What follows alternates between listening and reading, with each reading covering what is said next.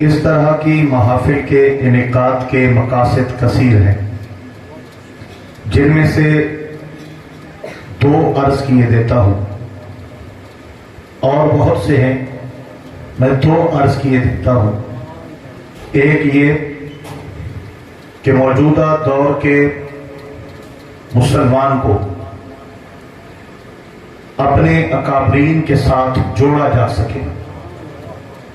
کم از کم آج کے مسلمان کو پتہ ہو، تاریخ اسلام میں سے کوئی بڑا نام آئے تو اجنبیت محسوس نہ ہو، بلکہ اتنا کچھ موجودہ دور کے مسلمانوں کو سنا دیا جائے کہ جب کسی بزرگ کا نام آئے تو یہ نہ کہے کہ وہ کون تھے، بلکہ یہ کہہ سکے کہ میں نے اس ہستی کے متعلق اپنے علماء سے سنا ہے، بڑے عالم بھی تھے، ولی کامل بھی تھے، مجاہد اسلام بھی تھے۔ تو اس طرح یہ جو عرس کے حوالے سے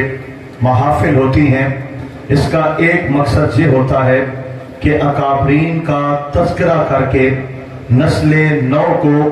ان کے کردار، ان کی سیرت اور علمی وقار سے آگہی اور واقفیت پیدا کرنا ہے۔ دوسرا مقصد، آج فی زمانہ ہمارے اندر دینی لگن، دینی تڑپ اور دین پر عمل کرنے کا جذبہ اور دینی شعور نہ ہونے کے برابر ہے۔ جس قدر توجہ کا مرکز آج دنیا ہے، اس قدر توجہ کا مرکز ہم دین کو نہیں بنا سکے ہیں۔ تو اکابرین کا تذکرہ کر کے نسل نو کو یہ باور کرانا ہے کہ آج ہم دین سے کتنے دور ہیں اور ان لوگوں کو دین متین سے کتنا پیار اور کتنی محبت حاصل ہے، اور آج ہماری ذلت کا سبب دین سے دوری ہے، اور ان کو، اکابرین کو، بزرگوں کو، ہمارے اسلاف کو چار دانگ عالم میں جو میرے رب نے عزتوں کا تاج عطا فرمایا ہے، وہ دولت، تیر و تلوار اور جنگ و جدال نہیں ہے، وہ دین اور جذبہ عشق رسول تھا۔ اللہ پاک نے ان کو پوری دنیا میں عزت و وقار عطا فرمایا ہے۔ تو آج کی نسل کو اکابرین سے آگاہ کرنے کے لیے اس طرح کے پروگرامات کا انعقاد کیا جاتا ہے۔ میں جامعہ ہادہ کے تمام منتظمین حضرات کو مبارکباد پیش کروں گا کہ وقت کی ضرورت کے پیش نظر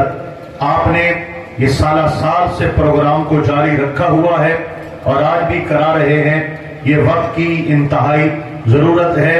اللہ پاک ہمیں سمجھ اور عمل کا جذبہ عطا فرمائے۔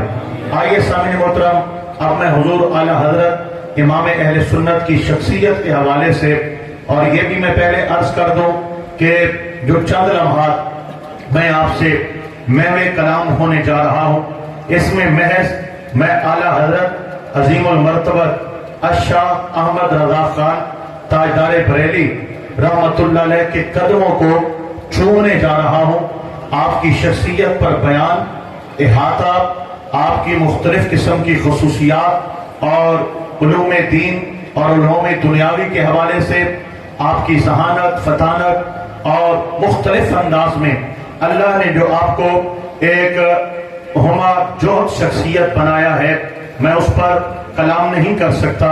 بس صرف تعارفی کلمات پیش خدمت ہیں، بغور سماعت فرمائیے گا۔ امام اہل سنت مجدد ملت امام احمد رضا خان تاجدار بریلی، یہ وہ دور ہے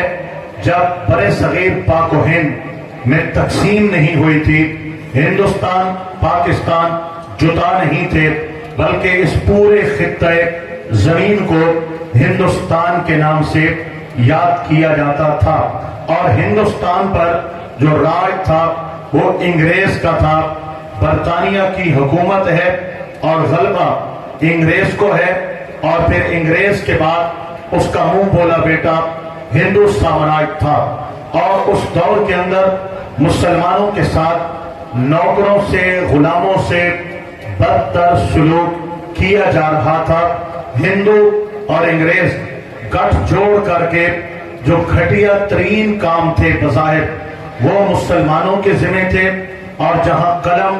دفتر یا کسی بڑی مسلط کی بات ہوتی تھی تو وہاں پر یا ہندو براجمان نظر آتا یا انگریز وہاں پر مسند سجائے ہوئے نظر آتا۔ بہرحال حالات کیا تھے میں آگے جا کر کے کچھ اس کے حوالے سے بات کروں گا۔ میں آج سے 150 سال پہلے کی بات کرنے جا رہا ہوں کہ جب ہندوستان کی دھرتی پر مسلمانوں کو ان کی سلطنت، ان کا وقار، ان کے تخت و تاج پہلے ہی چھین لیے گئے تھے، اور پھر مسلمانوں کے اندر جو دینی حمیت اور غیرت تھی یا دینی اقدار کے ساتھ یہ کچھ لمحے اگر مشکل محسوس ہو، یعنی آپ محسوس کریں کہ گفتگو اوکھی ہے تو گزارا کرنا ہوگا، تھوڑی دیر بعد میں باتیں سوکھی کر دوں گا، پریشان نہیں ہونا، ٹھیک ہے نا؟ انشاءاللہ بیان آپ سنیں گے، آپ صبح تک نہیں، آپ پورا سال اشش کرتے رہیں گے، لیکن پہلے آپ نے میرا ساتھ دینا ہوگا، پھر میں آپ کے ساتھ کچھ گزارا کر لوں گا۔ میرے بھائیوں، عرض کرنے کا مقصد یہ ہے کہ اب ہندو سامراج اور انگریز سامراج ملی بھگت سے مسلمانوں کے جہاں حقوق کا استحصال کر رہے تھے وہاں ان کے عقائد کو بھی ملیا میٹ کر رہے تھے۔ مسلمانوں کو ہندوؤں کے ذریعے بھی مسئلہ جا رہا تھا، اور پھر مسلمانوں نے نئے فتنے پیدا کر کے ان کو عام کیا جا رہا تھا۔ مثال کے طور پر آقا پاک علیہ السلام کی ختم نبوت پر حملہ کرنے کے لیے اور مسلمانوں کے ایک مسلمہ عقیدے میں بگاڑ پیدا کرنے کے لیے انگریز نے مرزا غلام قادیانی کو خریدا اور اپنے ناپاک مقصد کے لیے استعمال کیا۔ اسی طرح ایک تحریک جس کو نیچریت کا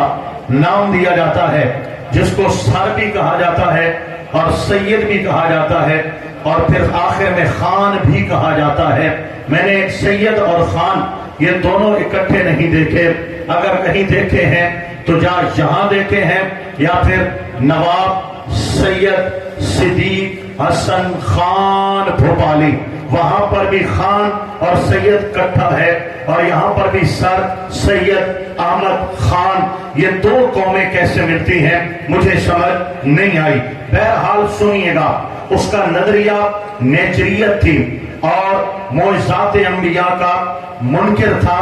وجود خدا کا بھی منکر تھا، بس زمانے کو اور قانون کو وہ خدا کا نام دیتا ہے۔ معاذ اللہ، انگریز کا پیدا کردہ یہ ایک فتنہ تھا جو مسلمانوں کے اندر زہر گھول رہا تھا۔ مختلف قلم کار خریدے گئے، صاحب جبہ و دستار خریدے گئے، بڑے بڑے مدارس کی درسگاہوں کی مسند تدریس پر بیٹھے ہوئے مدرسین کو خریدا گیا اور قلم ذاتی مقصد کے لیے استعمال کیا گیا۔ پھر وہ قلم بہکے اور آقا پاک کی ناموس، اللہ پاک کی ذات و صفات پر ایسے حملے کیے گئے کہ وہ عبارات یہاں پر زبان پہ لانے کے قابل نہیں ہیں، اور اس طرف جائیں تو پھر میں واپس اپنے موضوع پر نہیں پلٹ سکوں گا۔ اسی طرح ناسبیت کی صورت میں میرے آقا نبی کریم علیہ السلام کی آل پاک کی توہین کی جا رہی تھی، اور رافضیت کی صورت میں ایک پلین کے طور پر میرے آقا پاک علیہ السلام کے اصحاب پر حملہ ہو چکا تھا، اور ہندوستان کے اندر جہاں مسلمانوں کے حقوق کا استحصال تھا، عقائد کا استحصال تھا، وہ اللہ کی الوہیت اور وحدانیت کے عقائد پر حملے ہو چکے تھے، ختم نبوت کے عقیدے کو کھوکھلا کرنے کی کوشش کی جا رہی تھی، نیچریت اپنی پورے زوروں پر تھا، ہندو مسلم بھائی بھائی کا نعرہ لگا کے مسلمانوں کی شناخت کو مسخ کیا جا رہا تھا، اور ہندوستان میں ایک بار پھر دین اکبری کا ماحول پیدا کیا جا رہا تھا۔ ایسے میں وقت کی ضرورت تھی کسی ایسی شخصیت کی، ایسی باوقار شخصیت کی ایسی قد آور شخصیت کی، ایسی علمی شخصیت کی جس کے قلم میں طاقت بھی ہو،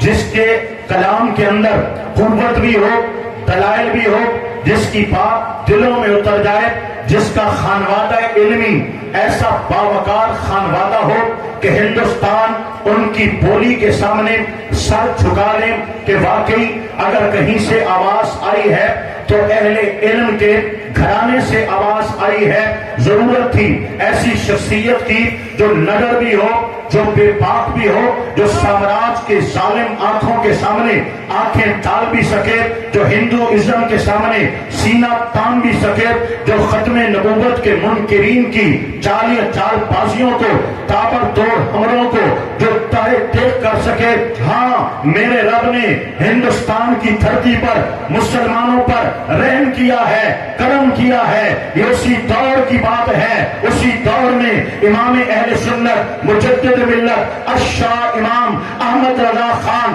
تاجدار بریلی جلوہ گر ہوئے ہیں۔ یہ احمد رضا تھا جس نے ہندوستان کی دھرتی پر کھڑے ہو کر انگریز کو بھی للکارا، اس کی ہر سازش کو پاش کر دیا، جس نے ختم نبوت کے منکرین کے خلاف قلم اٹھایا اور پے در پہ آدھا درجن کتابیں لکھ کر مرزا قادیان کے جھوٹ اور دجل و فریب کے پردوں کو چاک کر دیا۔ یہ وہی امام احمد رضا تھا جنہوں نے ہندو مسلم بھائی بھائی کے ایک بہیمانہ نعرے کو وہاں پر باہر کیا اور پردے کو چاک کیا، اور دو قومی نظریے کی شناخت امام اہل سنت نے پیش کی ہے۔ یہی امام احمد رضا ہے جنہوں نے عزت رسول کے بھی پرچم اٹھائے ہیں، جنہوں نے گستاخانہ عبارات کا قلع کما کیا، گرد فرمائی، دلائل دیے اور حرمین تک چلے گئے اور حرمین کے علماء سے دستخط کرا کے لائے کہ ہندوستان میں جن پر